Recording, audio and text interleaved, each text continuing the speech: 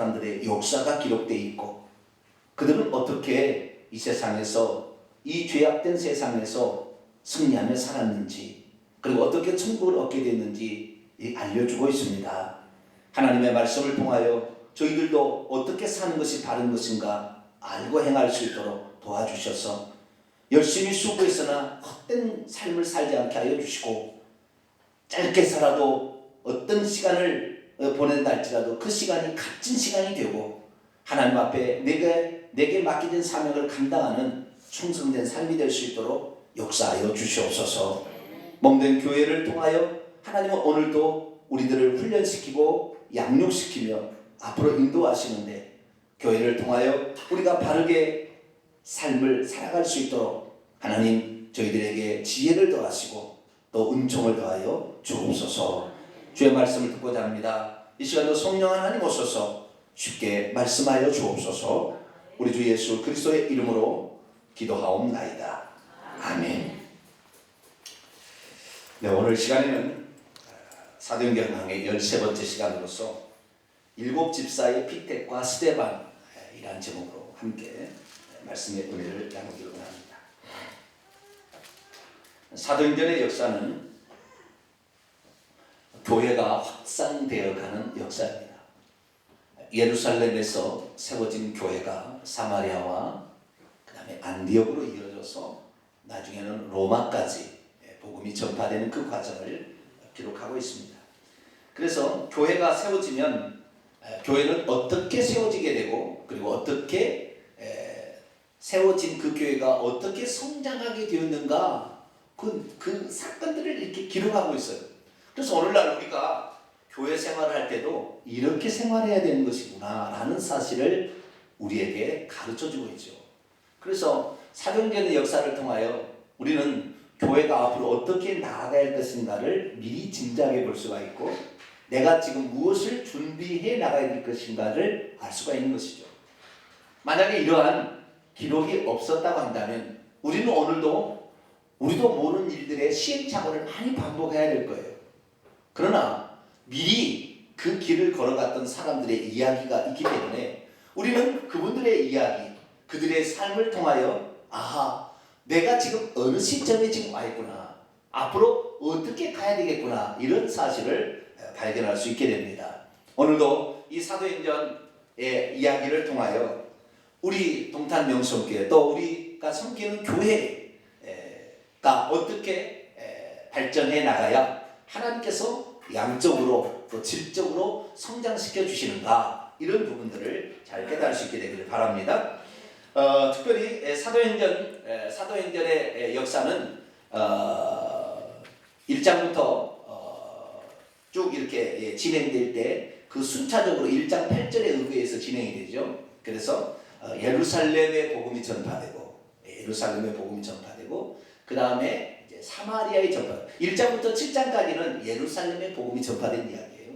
그 다음에 8장부터는 이제 사마리아의 이방 땅의 복음이 증거되는 이야기가 8장부터 12장까지 나오고 그러면서 유대 지역 같이 나옵니다. 그리고 13장부터는 이방 지역인 안디옥을 중심으로 한 복음 전파 이야기가 기록이 되어 있습니다.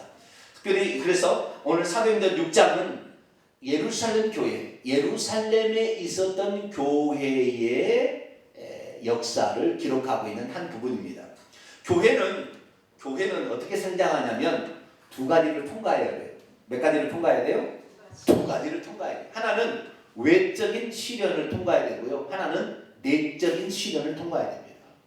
이 시련이 없이는 비닐하우스에 자란 화초가 차가운 이런 겨울이 되면 죽어버리지 않도록 하기 위해서는 하나님은 이런 시련 가운데 우리 교회를 주셔서 그 시련을 이겨나가면서 이기는 교회가 그 시련을 통과하는 교회만이 살아서 역사에서 또 다른 교회를 세워가는 그런 일을 맡기시는 거예요. 그러니까 우리도 마찬가지예요. 우리가 처음에 복음을 듣고 예수 그리스도에서 하나님 자녀가 되어서 하나님 생명이 우리에게 있어도 숱한 세상에 살면서 유혹과 핍박과 사탄이 우리를 공격해 들어온 이것들을 이겨내서 승리한 사람만이 요한계시록 2장과 3장에 7개 나오는 이기는 자가 되어서 천국에 들어가는 거예요.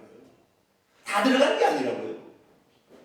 씨가 이렇게 땅에 뿌려졌습니다. 뿌렸지만 그 씨가 뿌린다 해서 그 씨가 쫙 다 열매를 맺는 게 아니라는 거죠. 돌짝밭이나 길가는 떨어지자마자 사라져버리고 가시떨기는 자라기는 자라지만 열매를 맺지 못하는 거죠.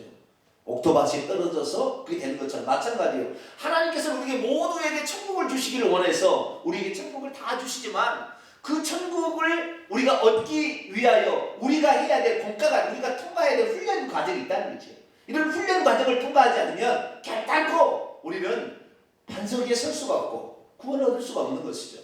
그래서 이 사도행전의 이 교회들이 특별히 예루살렘 교회가 최초의 교회인데 이 교회가 결국에 든든히 서가서 정말 복음을 증가하는 그런 교회로서 확장되어 갈 때는 이 외적인 핍박이라는 한 거대한 이 폭풍 같은 것들이 있죠. 이런 것들을 핍박을 이겨내도 한편으로는 속 안에서 일어나는 여러 가지 문제들을 이겨내야 되는 거예요.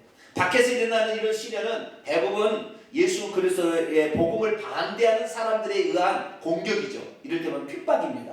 특별히 당시에는 종교 지도자 그룹이었던 대제사장 사두개인 그룹과 그 다음에 율법을 연구하는 서기관 바리새인 그룹들이 사내들인 공회라는 것을 만들어서 그들이 가지고 있는 그 권세로 자기들에게 기득권을 침해하는 세력을 그냥 죽여버리고 이렇게 권력을 눌러버리는 이러한 핍박으로서 이게 작용하고 있습니다. 그런데 지금까지 이 베드로와 그리고 요한 이런 사람들이 이 그런 시련들을 잘 이겨냈고 절대 그게 굴하지 아니하고 믿음으로 살았더니 하나님께서 기적적으로 역사해서 감옥에 갇혀도 끌어내어 주시고 그리고 절대 죽임당하지 않도록 중간에 가말리엘 같은 또 그들의 석학들이 중간에 숨은 사람들이 나와서 도와주고 이렇게 해서 복음이 증거되고 그냥 확장돼가는 과정을 보여줍니다.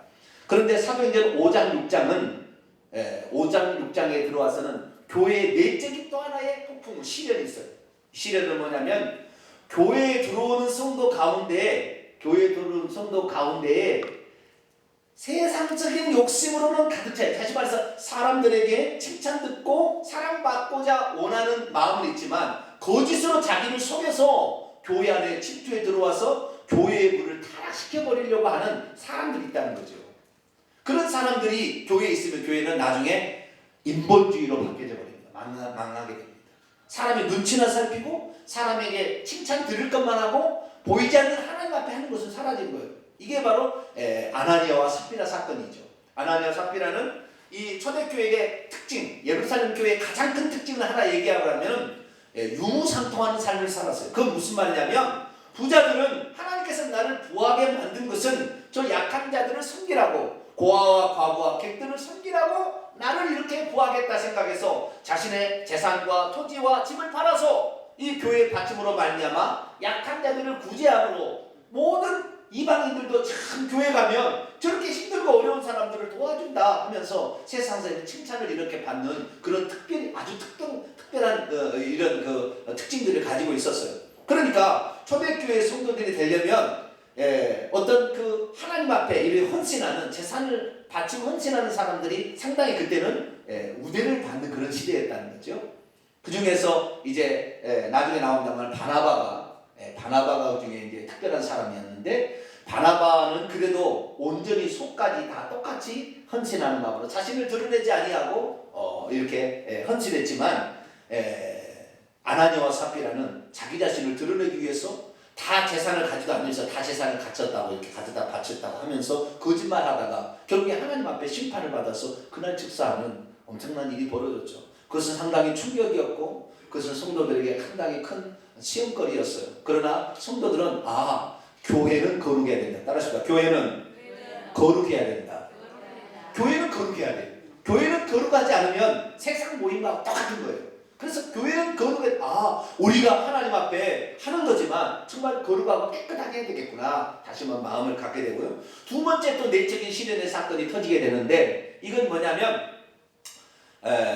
가까운 사람에게만 도움을 주는 팔은 어디로 굽는다?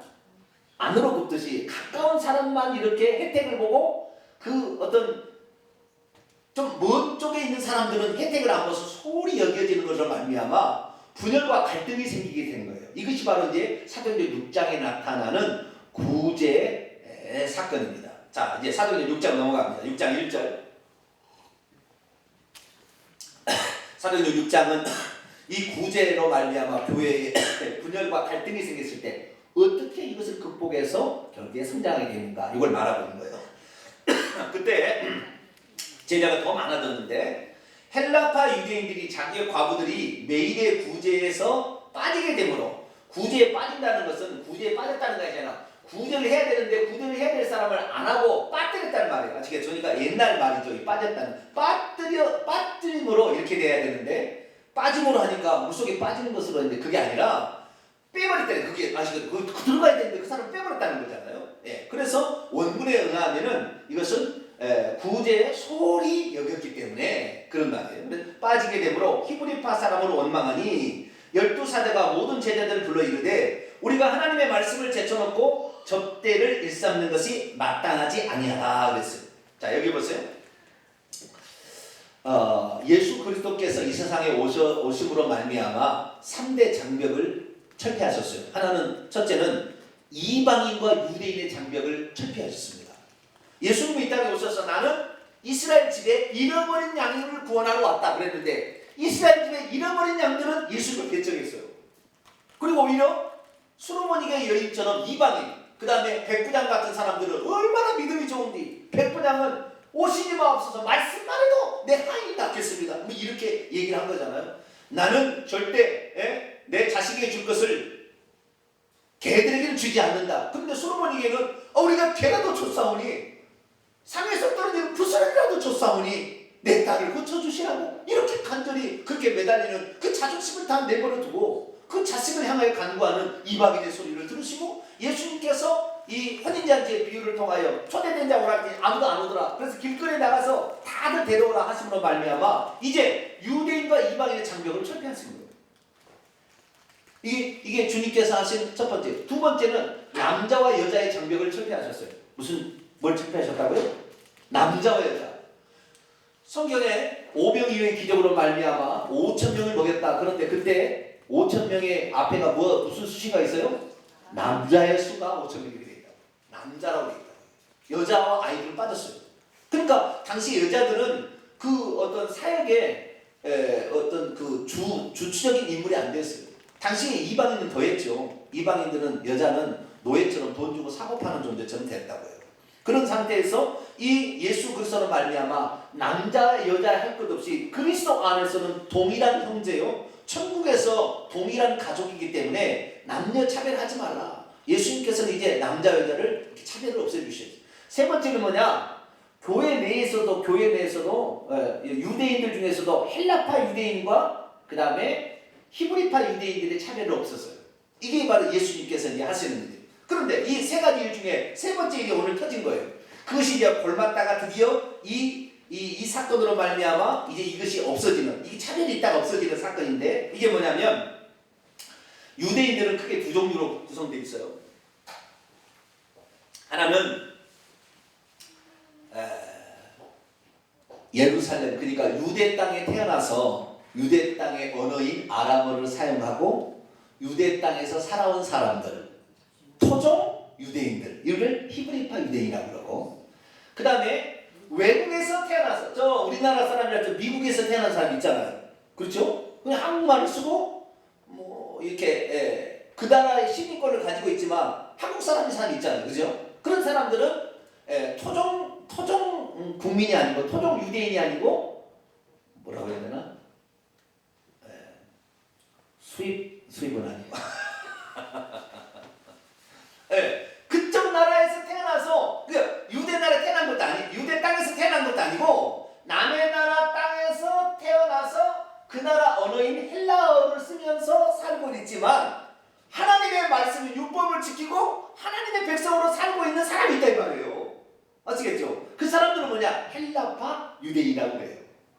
그런데 이 유대인들은 율법에 규정되기를 해마다 세 가지 절기, 유월절, 그 다음에 오순절, 그 다음에 초막절, 이 세 가지 절기가 되면 반드시 예루살렘에 와서 예배를 드려야, 제사를 드리라 그랬잖아요. 그래서 이스라엘 사람들은 반경 14km 넘어진 반경 14km 넘어져 있는 사람은 평소 때는 안 오더라도 3번 절기가 되면 반드시 오게 돼 있어요.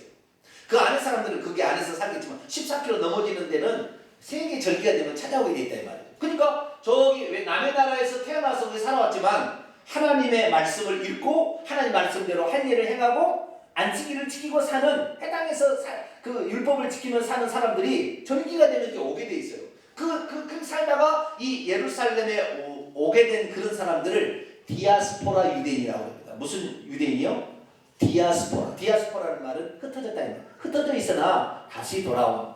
그래서 꼭 우리나라 사람들도 말이죠. 평소 때는 부모의 곁을 떠나서 서울에서 직장생활 하다가 설 명절이 되면 고향으로 다시 돌아가서 어머니께 인사를 드리는 것처럼 마찬가지로 외국에서 태어나서 자랐던 사람이랄지라도 때가 되면 절기가 되면 예루살렘에 와서 절기를 지킴으로 우리는 하나님의 백성이요 하나님의 선민이라는 것을 다지는 이런 일을 했다는 거죠. 그런데 이 예루살렘 교회도 이제 어떻게 됐냐면 예루살렘 교회를 세우기 위해서 예수님의 곁을 따라다니며 항상 했던 120명의 성도들이 마가다락방에 모여서 성령 강림을 위해서 간구해서 성령을 받고 예루살렘 교회가 탄생하게 되는데 이 120명의 성도들은 다 어떤 사람들이냐?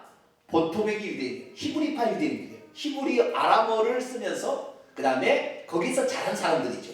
그런데 이 히브리들 120명 이 히브리파 유대인들이 이렇게 있다가 성령을 받고 그 사실을 몰라서 찾아온 사람이 오순절을 지키기 위해서 찾아온 디아스포라 유대인, 헬라파 유대인들 그 얘기를 듣고 아하 우리가 지난번에 본 그 예수님이 진짜 하나님의 아들이었네 라는 사실을 깨닫고 예수님이 죽었지만 부활했다는 사실을 깨닫고 들어온 그 헬라파 유대인들이 가슴을 찢겨 통곡하며 우리가 메시아를 죽였구나 말 생각한 거예요.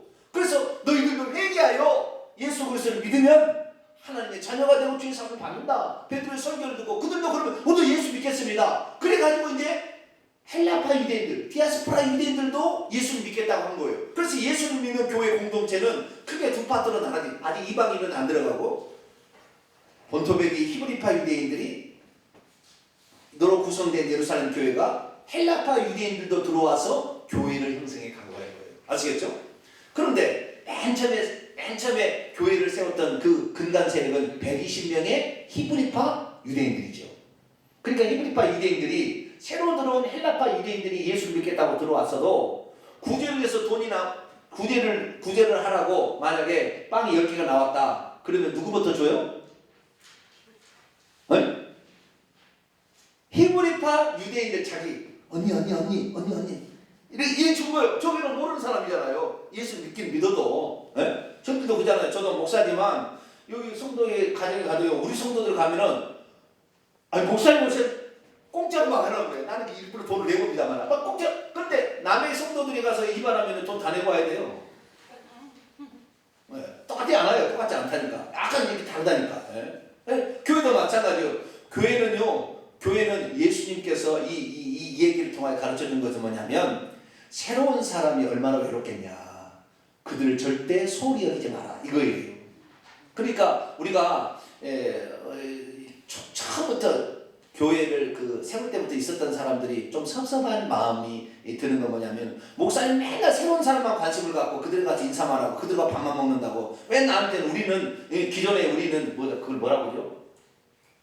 기존에 다니고 있던 사람들을 뭐라고 그러는데 잊어버렸네. 왜 우리는 이렇게 관심을 갖지 않냐고 새로운 사람을 맨날 이렇게 관심을 갖냐고 막 그래요. 그런 사람 있어요 없어요? 우리 교회는 그런 게 없었어요 아직까지 그런 사람. 근데 예전에 보니까 그러더라고. 예전에 그러더라고. 그런데 예수님은 뭐냐? 새로 들어온 사람이 절대 소홀히 여기지 않도록 해라. 이게 바로 교회의 초대교회의 가르침이에요. 그런데 그러지 못했어요. 그냥 먼저 믿었던 사람들끼리만 나눠버리고 없으면 안 주고 남으면 그들도 주고 이런 식이었단 말이죠. 그러니까 헬라파 유대인들 중에서 과부들은 그 구제에서 빠지게 된 거예요. 그 구제 대상이 돼야 되는데 지금 말해서 음식을 갖다 주고 이렇게 뭔가 이렇게 해줘야 되는데 그것에서 빠지게 되니까 입이 이제 점점 나온 거예요. 세상에 니네들이 먼저 믿었다고 니네들끼리만 잘 먹고 잘 써 우리들은 소홀히 하는구나. 그 일이 된 거예요. 저는 참 감사한 것이 저는 떠돌아다니는 있는 짱돌비에 있다는 사람이 목사가 되었고, 저희 집사람은 어렸을 때부터 교회를 다녀서 참 우리는 조화롭게 잘 이루어졌어요. 예, 얼마나 좋은지 몰라요. 예?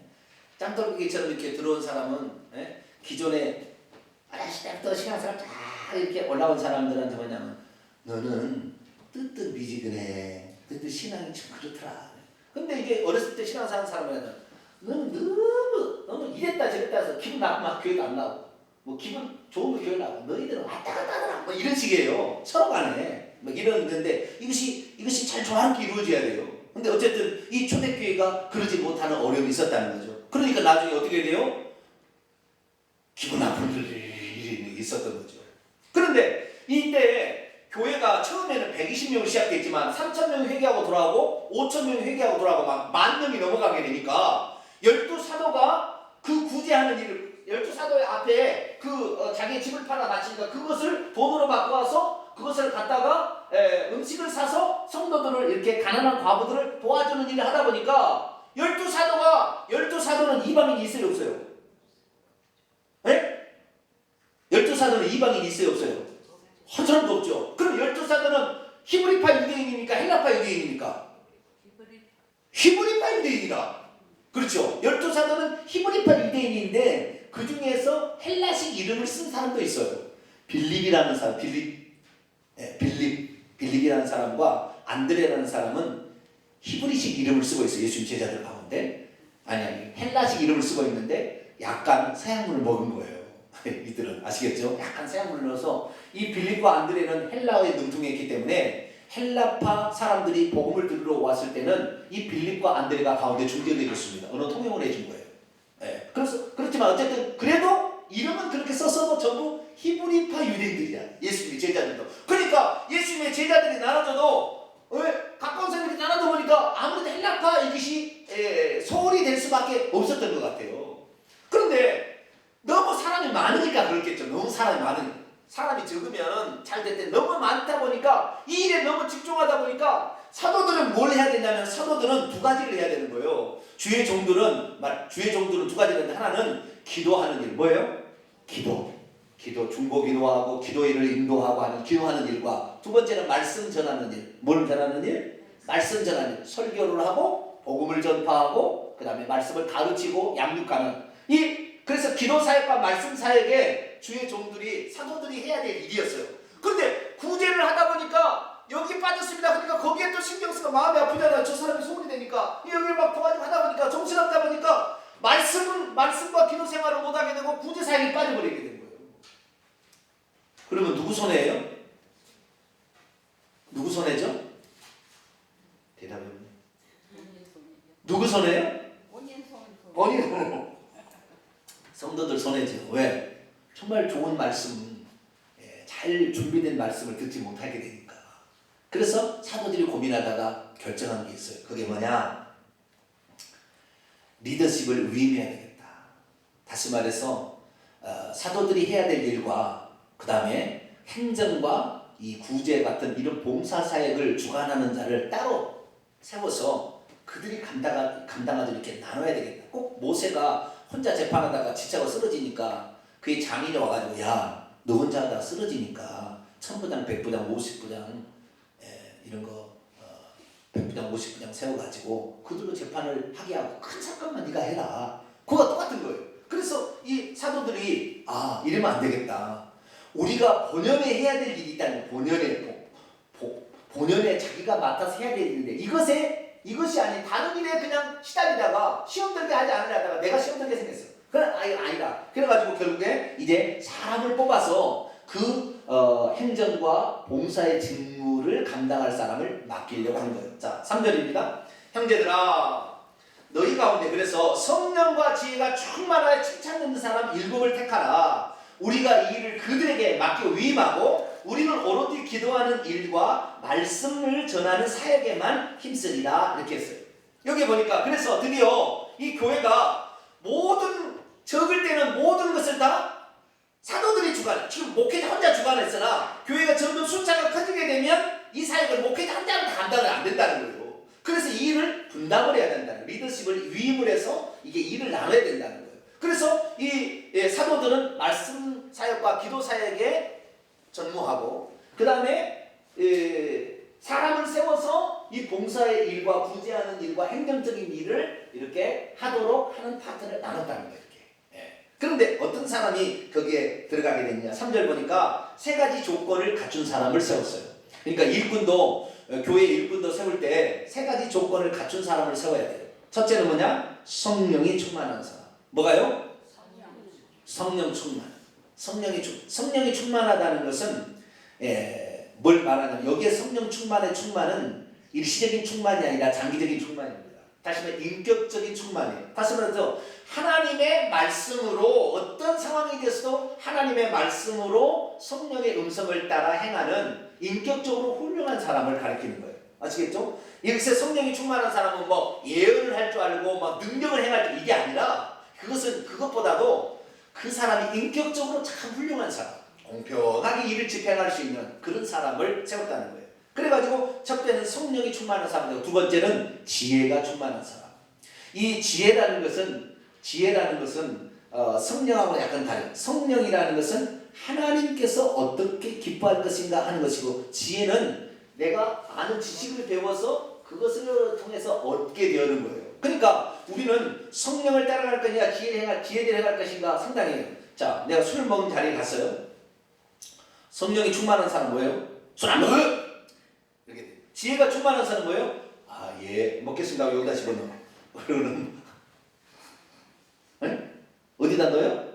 옷에 먹겠습니다. 그리고 그 자리에서 안 먹겠습니다. 그러면 술판 깽판이 되잖아요. 여러분 그런 거 안 당해보셨나요? 남자가 아니라 남자들은 반드시 그런 현장에 가야 돼요. 어떻게 할 거냐 이거 어떻게 할 거냐. 깽판을 놓을 거냐 아니면 지혜로 행할 거냐 이게 아주 중요한 겁니다. 아주 중요한 거예요. 근데 사람마다 어떤 사람은 성령으로 행하는 사람이 있고 어떤 사람은 지혜로 행하는 사람. 자 제사를 지내야 돼요. 제사를 지내야 돼요. 말아야 돼요. 어머니 저는 제사를 지낼 수가 없습니다. 이놈 자식 나가! 이런 거 있잖아요. 근데 제사 음식을 다 만들어줘. 절만하지 않아. 어떤 거 하시네? 둘 다 해요. 그냥 성령이 충만한 사람과 지혜가 있는 사람은 이 갈등이 있다. 이 어디를 해야 될지 갈등이 있다니까요. 근데 여러분 사람은 내가 보니까요. 사람은 그 사람의 어떤 믿음의 분량에 따라서 행동을 달리해야 될 말이에요. 여러분 성령이 충만한 사람은 지혜를 쓰려고 노력을 하셔야 되고요. 지혜가 충만한 사람은 성령을 따라 하려고 노력을 하셔야 돼요. 아시겠죠? 이해가 좀 되시나요? 꼭 그래야 돼요. 성령이 충만한 사람은 지혜도 약간 쓸 줄 알려고 생각을 해야 되고 지혜가 많은 사람은 성령의 음성을 따라 하려고 몸부림을 쳐야 돼요. 그러지 않으면 우리는 사단의 나중에 속임수에 넘어가게 되는 거예요. 그래서 어쨌든 이 두 가지가 그래서 꼭 기둥이 같이 가는 거예요. 성령도 지혜도 충만한 사람, 이 사람을 세웠다는 거예요. 그리고 한 가지 더 칭찬 듣는 사람인데 원문에 가면 인정을 받는 사람이에요. 어떤 사람? 인정을 받는 그 교회 공동체에서 이 사람은 지도자가 될 만합니다 라고 인정을 해주는 사람, 이런 사람을 세웠다는 거예요. 그래서 꼭 성경에 보더라도요 집사를 세울 때나 목사를 장로를 세울 때도 외인들에게도 증거를 받은 자라야 하리라 이런 게 있어요. 어떤 사람을 보게 되면 교회에 보게 되면 교회 와서는 정말 천사처럼 잘해요. 근데 교회 나가면은 완전 흠악하게 사는 사람이었어요. 부끄러운 짓도 많이 하고 혼자면서 이런 사람은 절대 교회에서 장로나 이런 직분을 맡으면 안 돼요. 목사직을 맡으면 안 됩니다. 절대 안 됩니다. 그런 사람. 반드시 그것이 어느 날 들통나게 돼 있거든요. 어떤 사건이 터지면 자신의 본성이 드러나게 돼 있어요. 여러분 목사를 선택하도 깡패가 아닌 사람을 선택하셔야 돼요. 어떤 사람이요? 저는 깡패를 안 했으니까 염려하지 마세요. 아시겠죠? 네? 깡패도요. 네. 배려서 쓰면 돼요. 네 맞아요. 그렇게 되는데 그렇게 그리스도를 믿으면 깡패도 달라져요. 달라지는데 이 사람인지라 과거에 버릇이 나온다니까요. 어느 순간이 되면. 그러니까 결혼할 때 꼭 성품을 보고 결혼하셔야 돼요. 내 자식들도 성품을 보고 참 성품이 좋은 사람을 성품은 하루아침에 달라지는 게 아니거든. 성령 충만은 하루아침에 될 수도 있어요. 그러나 성품은 이게 하루아침에 되는 게 아니더라고. 그러니까 성품이 좋은 사람을 고르는 게 좋아요. 어쨌든 중요한 게 뭐냐? 성령과 지혜가 충만한데 예수 믿지 않은 사람들도 칭찬해 줄 만한 그런 사람을 골라야 된다는 거 아시겠죠? 그런 사람을 세웠는데 이 사람들을 일컬어서 뭐라고 그러냐? 우리는 집사라고 하는데 이 사람들을 누가 뽑았느냐면 사도들이 뽑았을까요? 성도들이 뽑았을까요? 예? 누가 뽑았어요? 성도들이 뽑았어요. 성도들이 뽑았어요. 아, 이 사람은 정말 천갈만. 성도들이 뽑고 안수와 위임은 누가 했어요? 사도들이 안수하고 위임을 했어요. 그러니까 모세가 여호수아에게 안수해서 그 후임을 넘기고 아론이 레위인들에게 안수하여서 제사장의 직무를 도와준 일을 하게 한 것처럼 이 안수를 통하여 공적으로 이 사람은 이제 위임받은 사람입니다. 그 다음에 그 안수를 통하여서 성령과 지혜가 또 넘어가기 위해서 그 권위가 있게 하는 어떤 것을 안수식을 해서 그래서 이 사람들 뭐냐면 안수 집사라 부르는 거예요. 그런데 여기서 집사라는 말이 나와요, 안 나와요? 네? 대답이 없네. 여기 집사라는 말이 나와요, 안 나와요? 여기는 안 나오는. 여기 안 나와요. 예. 여기 안 나와요. 여기 집사, 우리가 집사라고 딱 생각해버리면 처음에는 집사라는 직책이 없었어요. 예. 나중에 이제 그렇게 하는 사람을 집사라고 부르자 뭐 이리 돼서 집사가 된 거지 처음부터는 집사가 아니었어요. 이 사람들은 평신도 중에 사도들이 아닌 사람들 중에서 지도자감을 뽑은 거예요. 아시겠죠? 이게 일종의 평신도 지도자들입니다. 여기에서는. 근데 나중에 이들이 안수받아서 이 구제하고 헌금을 주관한 일을 했다 해서 집사라고 불렀을 뿐이지 처음에는 지도자였어요. 그러니까 이들이 그런 헌금하고 구제하고 이런 일만 한 것이 아니라 나중에 보게 되면 빌립이나 스데반은 어디 가요? 이방인들 가서 복음을 사마리아까지 복음을 증거하고 능력을 행하는 아주 사도들과 비슷한 일을 했고 빌립은 세례까지 준 사람이에요. 7 집사 중에 한 사람이면. 그러니까 이들은 일종의 평신도 지도자들이었다 이렇게 보시면 됩니다. 누가 있었을까요? 5절과 6절 보겠습니다. 온 무리가 이 말을 기뻐하여 믿음과 성령이 충만한 사람 스데반 누구요? 스데반 그리고 빌립 브로고로 니가노르 디몬 가메나 유대교에 입교했던 안디옥 사람 니골라를 택하여 사도들 앞에 세웠어요. 누가? 온 무리가 그 회중들이 그랬더니 사도들이 그들에게 기도하고 그들에게 안수하여 그 직분을 맡겼다라고 말하고 있습니다. 여기에 등장하는 스데반부터 니골라까지의 7사람의 이름은 전부 헬라식 이름이지 히브리식 이름은 하나도 없습니다. 이 참 얼마나 지혜롭게 행했는지를 아셔야 돼요. 이 무슨 말이냐면 그동안에 구제를 할 때 히브리파 유대인들에게 혜택이 많이 돌아가고 헬라파 유대인들에게 혜택을 많이 돌아가지 아니하므로 헬라파 유대인들이 구제에서 소홀히 여김을 당했다는 것을 성도들이 알고는 나중에 7 집사로 그 일을 주관하는 사람을 맡기자라면서 7 집사를 택했는데 이 7 집사가 다 어떤 사람이요? 디아스포라 유대인 출신일 가능성이 많아요. 왜냐하면 100% 그렇게 단정할 수는 없지만 전부 이름이 뭐예요? 헬라식 이름을 가지고 있는 사람들이니까. 그래서 사도들은 뭐예요? 전부 어디요? 히브리파 유대인들이니까 여기에 있는 사람은 전부 헬라파 유대인들로서 이렇게 균형을 맞춰줬다니까요. 균형을. 참 신비합니다. 균형을 맞춰줬어요. 그래서 결국에 이 헬라파 유대인들을 이렇게 세우니까 헬라파 유대인들이 구제에 빠져서 그냥 입이 나와 있다 입석 들어갔어요.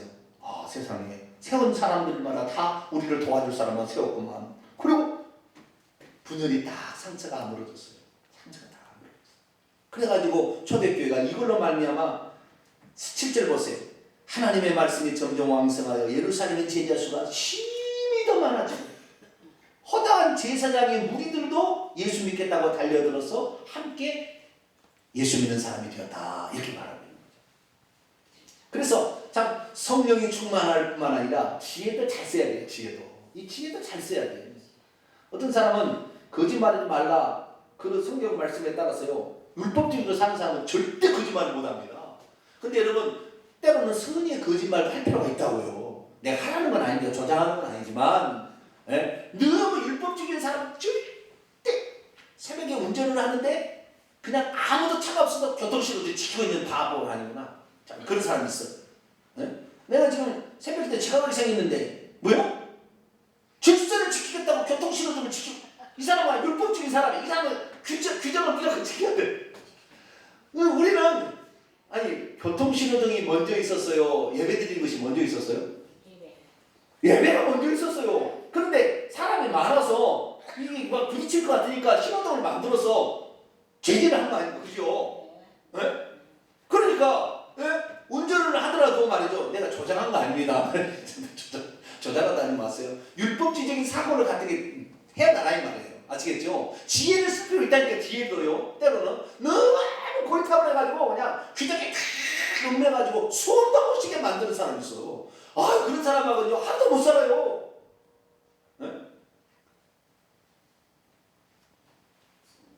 그러니까 참 저는요 상당히 저는 개인적으로 저는 봤을 때 저는 어떤 사람이냐면 저는 율법주의적인 사람이었어요. 개인적으로. 근데 제가 결혼해가지고 율법주의를 좀 포기했다는 거 아니에요.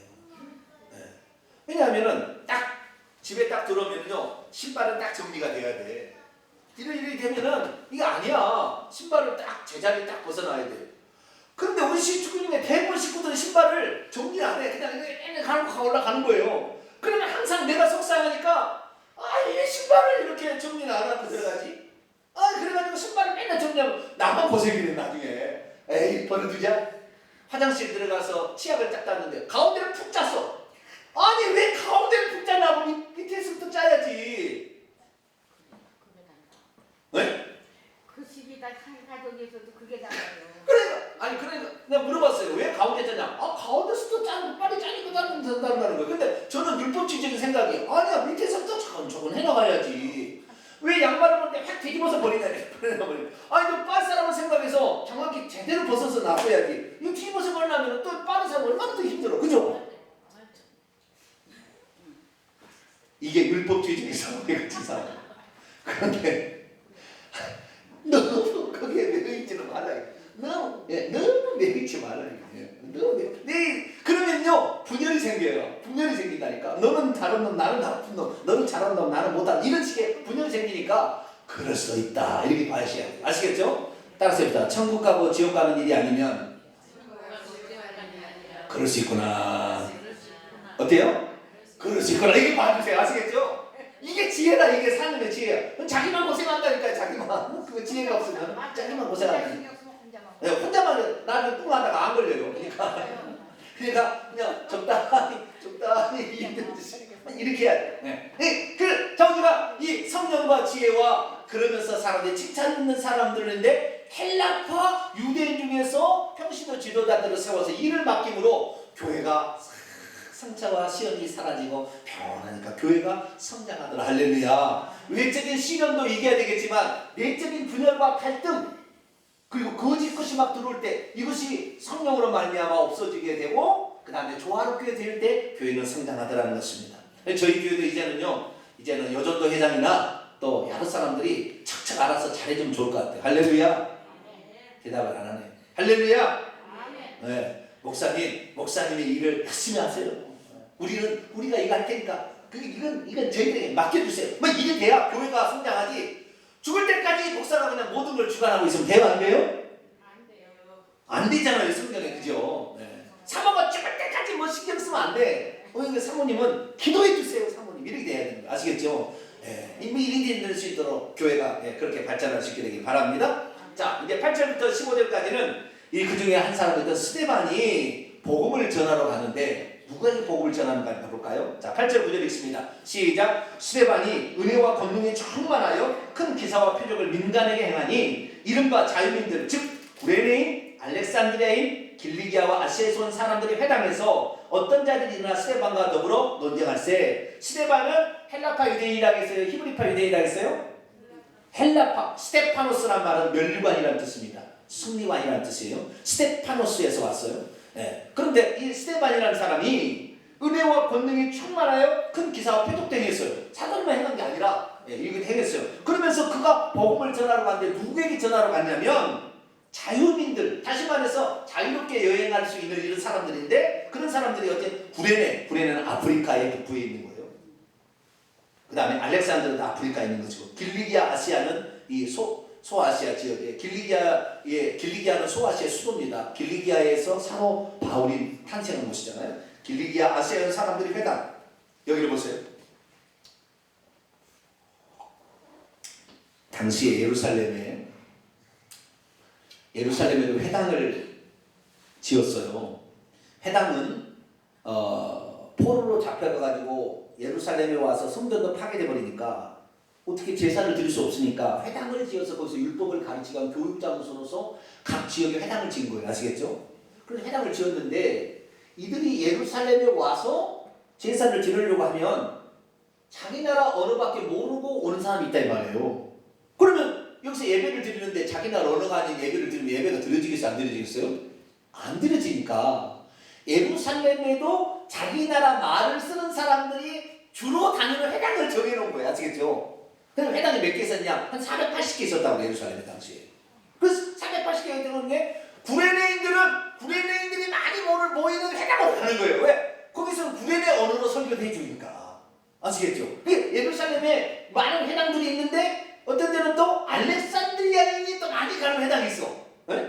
우리나라도 그렇잖아요. 네? 외국에 가면은 한국 사람만 모이는 예배당 있잖아요. 미국에 많은 교회가 있지만 그렇듯이 네팔 사람만 모이는 이 교회가 또 있다, 한국에도 있다 이 말이죠. 그런 식으로 여기도 그런 거예요. 그래가지고 예루살렘의 회당에서 구레네인들이 많이 모이는 회당, 알렉산드리아인이 많이 모이는 회당, 길리기아 다소성 출신들의 사람들이 많이 모이는 회당, 이런 회당들이 있었어요. 근데 어느 회당에 복음을 전달하러 가느냐? 이 스데반은 이런 디아스포라 유대인들의 회당에 가서 복음을 전했어요. 사도들은 이런 생각을 했을까요? 모르겠을까요?